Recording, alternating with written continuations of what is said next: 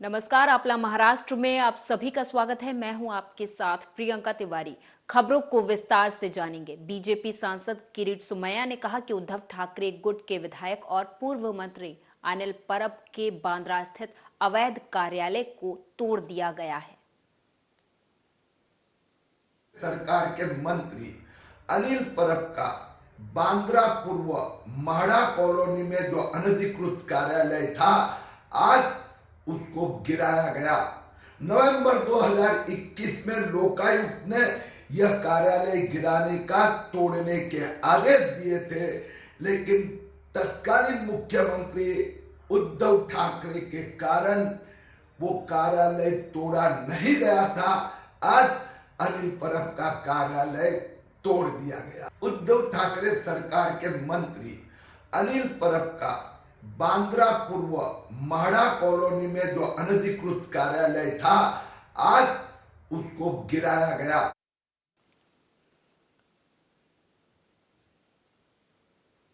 शरद पवार परिवार पर कटाक्ष करते हुए बीजेपी विधायक प्रवीण दरेकर ने कहा कि पहले महाराष्ट्र में शरद पवार के कद का कोई नेता नहीं था, ऐसा माना जाता था, लेकिन जब से देवेंद्र फडणवीस ने सरकार संभाली है, तब से पवार परिवार को तकलीफ हो रही है। देवेंद्र फडणवीस साहेबांचा प्रचंड आकस आहे, कारण या महाराष्ट्रामध्ये शरद पवारांशिवाय दुसरा कोणी मोठा नेता नाही, अशा प्रकारचा एक त्यांचा समज होता। आणि देवेंद्रजींनी 5 वर्ष मुख्यमंत्री पद घेऊन महाराष्ट्राला विकासाकडे नेलं। 2.5 वर्षाचं महाविकास आघाडी सरकारचं त्या ठिकाणी उलटवून जनतेच्या मनातलं सरकार आणलं आणि स्वाभाविक त्याच्यामुळे द्वेष पवार कुटुंबियांच्या मनामध्ये त्या ठिकाणी भरलेला आहे आणि त्याचा प्रत्यंतर वारंवार अधूनमधून येतो। कधी अजित पवारांच्या मुखातून येतं, कधी त्या ठिकाणी रोहित पवारांच्या मुखातून येतं, सुप्रियाताईंच्या येतं, अगदी अधूनमधून पवार साहेबांच्या येतं। अरे मुख्यमंत्री, आमचे माजी मुख्यमंत्री। मुंबई के बोरीवली पूर्व कस्तूरबा पुलिस ने बुलेट चोर बंटी बबली को गिरफ्तार कर लिया है, जो केवल बुलेट बाइक की चोरी किया करते थे। नवंबर से जनवरी महीने के बीच इन बुलेट चोरों ने कस्तूरबा पुलिस स्टेशन के पास से 3 बुलेट की चोरी की और चौथे बुलेट की चोरी से पहले कस्तूरबा पुलिस ने रंगे हाथों इन चोरों को गिरफ्तार कर लिया है।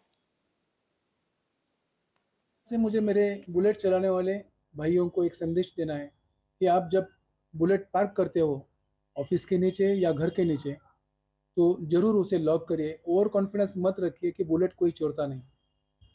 तो प्लीज मेरी रिक्वेस्ट है।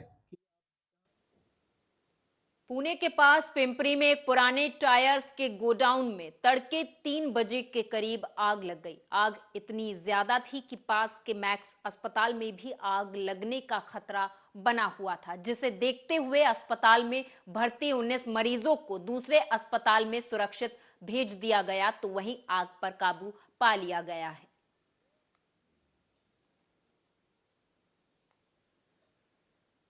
मुंबई अहमदाबाद नेशनल हाईवे पर स्कोडा कार और लग्जरी बस के बीच भीषण हादसा हुआ। हादसे में स्कोडा कार सवार 4 लोगों की मौके पर मौत हो गई। दहानू में महालक्ष्मी के पास ये भीषण हादसा हुआ है।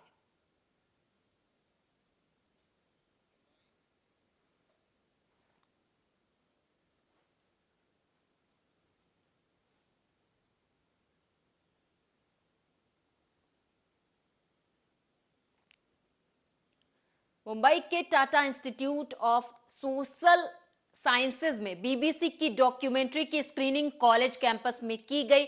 इसके विरोध में भारतीय जनता युवा मोर्चा मुंबई के अध्यक्ष तेजिंदर सिंह तिवाना के नेतृत्व में प्रदर्शन किया गया। वहीं पुलिस प्रशासन की तरफ से तेजिंदर सिंह तिवाना सहित सभी कार्यकर्ताओं को आश्वस्त किया गया कि ये स्क्रीनिंग ना हो, इसके लिए प्रशासन प्रतिबद्ध है और माइक्रो लेवल पर भी ये डॉक्यूमेंट्री वायरल ना की जाए, इस बात का ख्याल पुलिस प्रशासन के द्वारा रखा जाएगा।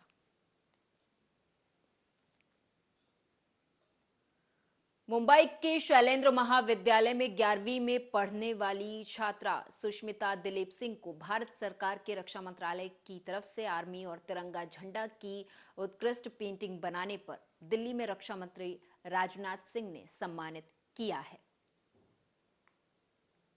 अच्छा लग रहा है, ये मेरी पहली बार है ये पुरस्कार मिलने का। इतना बड़ा पुरस्कार मिला, मैं बहुत खुश हूँ। मेरी प्रिंसिपल मैडम को मैं थैंक यू बोलती हूँ और मैम को भी मैं थैंक यू बोलती हूँ। सबको थैंक यू बोलती हूँ कि यहाँ तक मैं पहुँची हूँ। मेरे पेरेंट्स की वजह से भी पहुँची हूँ मैं, वो लोग के सपोर्ट की वजह से मैं यहाँ पर हूँ आज। किस टाइप की पेंटिंग बनाई थी और कैसे प्रेरणा मिली आपको? मैंने life story of Indian army के बारे में डाला, तो उनके बारे में मैं बताया, रिप्रेजेंट करी कि वो कैसा उनका लाइफ स्टोरी है, तो वो कितना स्ट्रगल करते हैं हमारे लिए, तो वो सैक्रिफाइस भी करते हैं हमारे लिए। तो हमारे फ्लॅग को मैं ऊंचा रखने के लिए ये ड्रॉइंग मैं करी थी। तो इसमें मला खूप अभिमान वाटते, कारण जेव्हा मी आमच्या शाळेत अनेक विद्यार्थ्यांनी या वीरगाथामध्ये भाग घेतलेला आहे आणि रात्री 12 पर्यंत या विद्यार्थ्यांनी चित्र काढून ते अपलोड केलेलं आहे आणि ते जागून त्यांना करताना हे जेव्हा पुरस्कार मिळते म्हणजे त्यांनी जे प्रयत्न केलेले आहे त्याला यश नक्कीच मिळते आणि हे एक उदाहरण। अभी 10वीं और 12वीं की कक्षा के लोगों की परीक्षा आ रही है। मैं तमाम पेरेंट्स को कहना चाहती हूँ कि आज आप सुष्मिता के सामने देखो, हर बच्चा डॉक्टर नहीं बनता है, हर बच्चा वकील नहीं बनता है, हर बच्चा ये साइंटिस्ट नहीं बनता है, लेकिन अगर उस बच्चे में जो कला होगी वो कला से पेरेंट्स लेंगे तो बच्चा हमारे सुष्मिता जैसे गवर्नमेंट ऑफ इंडिया से जैसे सम्मानित किया ऐसा बच्चा होंगे। बच्चों को टेंशन मत दो, बच्चों को अपने कला से आगे आने दो, यही मैं कहती हूँ। और सभी हमारे मेट्रो 3 प्रशासन ने मेट्रो 3 के तहत कोर्ट के खर्च का ब्यौरा देने से मना कर दिया है। मेट्रो 3 प्रशासन ने अजीब तरह से दावा किया है कि मांगी गई जानकारी मुवक्किल और वकील के बीच विशेषाधिकार प्राप्त जानकारी है। मेट्रो 3 के इस कदम से वकीलों पर होने वाले खर्च को लेकर संदेह जताया जा रहा है। आरटीआई कार्यकर्ता अनिल गलगली मेट्रो 3 के अंतर्गत आर्य कॉलोनी में कार शेड के संबंध में काउंसिल और काउंसिल पर कोर्ट के खर्चे, काउंसलर का नाम, सुनवाई की तारीख, कुल प्रतिदिन के चार्ज, खर्चे के प्रकार, तारीख, कुल राशि की जानकारी देने की मांग कर रहे हैं। 3 के अंतर्गत कोर्ट में वकील और काउंसिल पर कितने पैसे खर्च किए गए ये जानकारी देने से मेट्रो 3 ने इनकार किया है।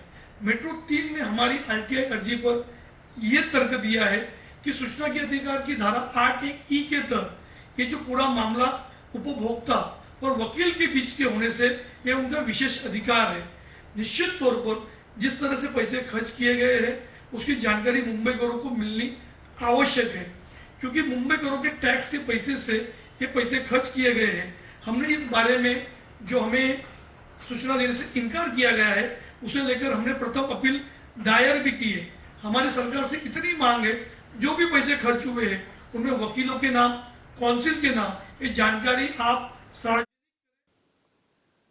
मुंबई पुलिस ने 8 घंटे में 12 साल की लापता बच्ची को ढूंढ निकाला, जिसके बाद से बच्ची के परिजनों में खुशी का माहौल व्याप्त है। बता दें कि पुलिस ने बच्ची को मेडिकल जांच के बाद उसके माता पिता को सौंप दिया है। कल 29 जनवरी 2023 को फिरियादी नाम है राजेंद्र चौधरी, उन्होंने पुलिस स्टेशन में आके एक फिरियाद दी कि उनकी 12 साल की लड़की उनके घर से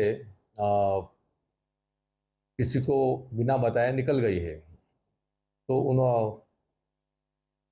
उनका फिरियाद लेके हमने एफआईआर नोंद किया है और उसमें कलम 363 किडनैप का कलम लगाया है। बच्ची कितने घंटे मिली और कहाँ पे मिली, किस तरह से इन्वेस्टिगेशन किया गया? हमने एफआईआर दर्ज करने के बाद हमारे डिटेक्शन टीम, साइबर ऑफिसर और डे पीआई, नाइट पीआई, ये सब मिलके जहाँ से मुंबई में आपराधिक सीरियल क्राइम पेट्रोल देखकर क्राइम करने वाले एक आरोपी को दिंडोशी पुलिस ने गिरफ्तार कर लिया है। बता दें, ये आरोपी जो जैन धर्म का भेष बदलकर जैन मंदिर में जाकर मंदिर में पूजा करने के बहाने आता था, मंदिर में पुजारी की सोने की थाली और सोने की प्लेट चोरी कर फरार हो जाता था। हालांकि इसे पुलिस ने गिरफ्तार कर लिया है।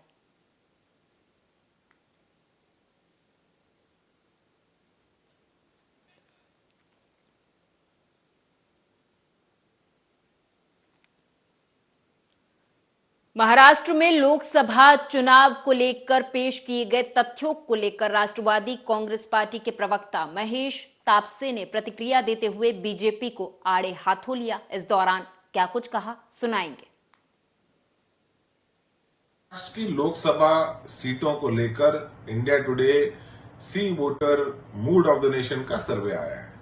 यहाँ पे सर्वे के माध्यम से ये बताया गया कि महाराष्ट्र में अगर आज लोकसभा के चुनाव हुए तो 34 सीटें महाविकास आघाड़ी को मिलेगी। मुझे लगता है शायद आने वाले समय में ये सीटों का आंकड़ा बढ़ सकता है। अगर सुप्रीम कोर्ट का निर्णय शिंदे सरकार के खिलाफ गया और शिंदे सरकार बर्खास्त या बरतरफ हो जाएगी तो निश्चित रूप से लोकसभा में महाविकास आघाड़ी की सीटें बढ़ेंगी। मुंबई एटीएस ने उल्लासनगर से 4 बांग्लादेशी नागरिकों को गिरफ्तार कर लिया है। जानकारी के मुताबिक मुंबई से सटे उल्लासनगर के कृष्णानगर में कुछ बांग्लादेशी नागरिक अवैध रूप से छुपे होने की जानकारी मुंबई एटीएस को मिली थी। जानकारी के आधार पर एटीएस की टीम ने स्थानीय विट्ठलवाड़ी पुलिस की मदद से छापा मारते हुए 4 बांग्लादेशी लोगों को गिरफ्तार कर उन पर केस दर्ज कर लिया है। पुलिस को संदेह है कि गिरफ्तार लोगों के कुछ अन्य साथी भी हैं जिनकी तलाश जारी है।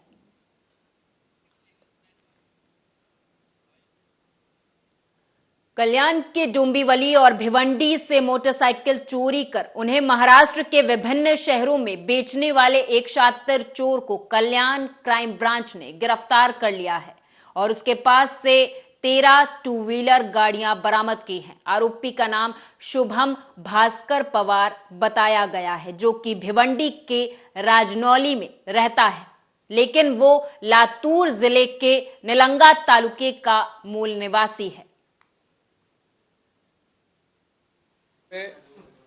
बुलेट चोरी का गुना दाखिल हुआ था। उस सिलसिले में हमारी यूनिट को भी मालूमात मिली तो हमारी यूनिट ने उसका तपास किया। टेक्निकल तपास करने में पता चला कि जो पवार, शुभम पवार नाम का लड़का है, उसने वो चोरी किया है और वो चोरी करके वो गांव की तरफ, मतलब लातूर, उधर गाड़ियाँ भेजता है। उसको जब तहकीकात किए तो हमको ये पता चला कि उसने यहाँ से गाड़ियाँ उठाई है। उसमें बुलेट 4 है, पल्सर 2 है, एक्सेस स्कूटी 2 है, यूनिकॉर्न 1 है, ऐसे टोटल मिला के 13 गाड़ियाँ है। तो वो यहाँ से उठा के गांव की तरफ डिस्पोज ऑफ करता था, उधर बेचता था और वहाँ से हमने फिर जैसे ही पता चला तो पूरी गाड़ी हमने रिकवर की है और गाड़ी रिकवर करके आरोपी को पीसीआर में लिया है। पीसीआर 4 तारीख तक मिला है। सर, आरोपी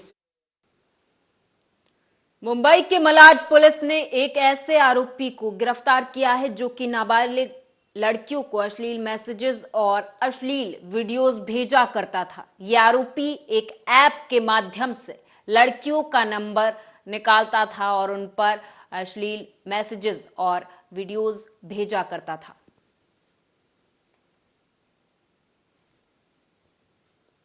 तो मलाड पुलिस को ये बड़ी कामयाबी मिली है, जहां पर पुलिस ने एक ऐसे शातिर चोर को गिरफ्तार किया है, एक ऐसे आरोपी को गिरफ्तार किया है जो कि चोरी छुपे लड़कियों के साथ अश्लीलता करता था, अश्लील मैसेजेस और वीडियोस भेजा करता था। सोनभद्र से खबर है, बता दें कि दबंगों की दबंगई इस कदर बढ़ गई है कि अब तो दबंग बच्चों को भी नहीं बख्श रहे। एक ऐसा ही मामला सामने आया है जहां दबंगों ने नाबालिग लड़के पर चाकू से हमला कर दिया। हालांकि इस दौरान नाबालिग बुरी तरह से घायल हो गया है, उसका अस्पताल में इलाज जारी है।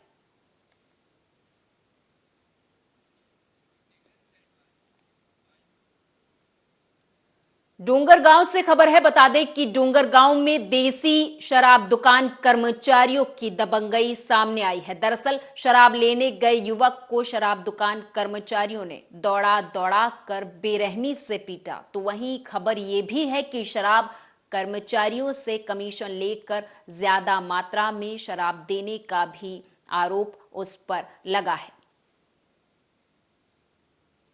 27 तारीख को शाम 7:30 बजे मदिरा दुकान गया था एक पौवा लेने के लिए, और 7:30 बजे से मैं 7:45 बजे तक खड़ा था वहाँ पे एक क्वार्टर के लिए। वहाँ पे किसी को 10 पौवा, किसी को 20 पौवा देते 2-3 पेटी मेरे सामने बेचे हैं। उसके बाद मैं बोला मैं क्या बिगाड़ा हूँ, एक पौवा लेने यहाँ इतने देर से खड़ा हूँ करके। तो मेरे को ना एक पौवा पकड़े हैं और फेंक कर गाली बक के मेरे मुंह पे मारे, आँख पे बच गया मेरा आँख। किसने मारा आपको? वो सुरेंद्र सिन्हा जी। मैं 27 तारीख को शाम 7:30 बजे मदिरा दुकान गया था एक पौवा लेने के लिए, और 7:30 बजे से मैं 7:45 बजे तक खड़ा था वहाँ पे एक क्वार्टर के लिए। वहाँ पे किसी को 10 पौवा। सरगुजा जिले के लखनपुर विकास खंड क्षेत्र अंतर्गत गांव कटिंदा में 27 जनवरी से श्री राम कथा का आयोजन किया गया, जिसके अंतर्गत 30 जनवरी को 1 बजे रामायण प्रतियोगिता का आयोजन हुआ था, जिसमें 8 गांव के प्रतिभागियों ने हिस्सा लिया, जिसमें गांव पुटरा प्रथम स्थान पर आया, द्वितीय स्थान पर ग्राम कटिंदा, तृतीय स्थान पर बंधा, और प्रतिभागियों को पंचायत प्रतिनिधियों के द्वारा पुरस्कार देकर सम्मानित किया गया।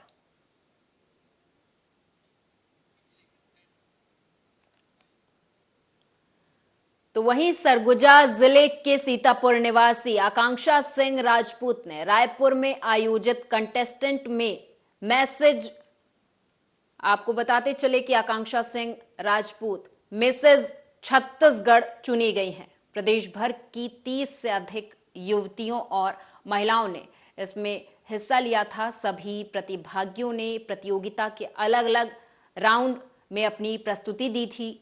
सरगुजा जिले के पारंपरिक परिधान में और वेस्टर्न परिधान में आकांक्षा ने रैंप वॉक कर सर्वश्रेष्ठ प्रदर्शन किया, जिसके बाद आकांक्षा सिंह राजपूत मिसेज छत्तीसगढ़ चुनी गई हैं।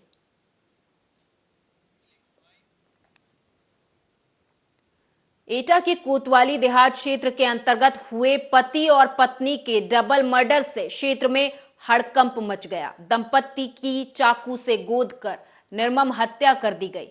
वहीं मासूम बेटे को भी चाकू से गोदने का प्रयास किया गया। मौके पर पहुंचे पड़ोस के गांव के युवकों ने इस बात की जानकारी पुलिस को दी। सूचना के बाद पहुंचे वरिष्ठ पुलिस अधीक्षक घटनास्थल पर पहुंचे और बारीकी से निरीक्षण किया। फिलहाल गंभीर हालत में मासूम का उपचार मेडिकल कॉलेज में कराया जा रहा है। देहात क्षेत्र के अंतर्गत ग्राम श्रीकरा में ये गैस वेल्डिंग की दुकान है और इसी में ऊपर मकान है। यहाँ पर दोपहर के करीब यूपी 112 पर सूचना प्राप्त हुई कि पति पत्नी मृत अवस्था में यहाँ पर पड़े हैं। पुलिस के द्वारा तत्काल घटनास्थल का निरीक्षण किया गया कि इनकी किसी धारदार हथियार से मृत्यु पारित की गई है। बिजनौर से खबर है, बता दें कि मेरठ से आ रहे डीसीएम चालक की गाड़ी अनियंत्रित हो गई और संतुलन खो दिया। इससे पहले कि कोई बड़ा हादसा होता, अलाव के सामने बैठे लोगों ने भागकर अपनी जान बचा ली। हालांकि पुलिस ने डीसीएम को कब्जे में ले लिया है।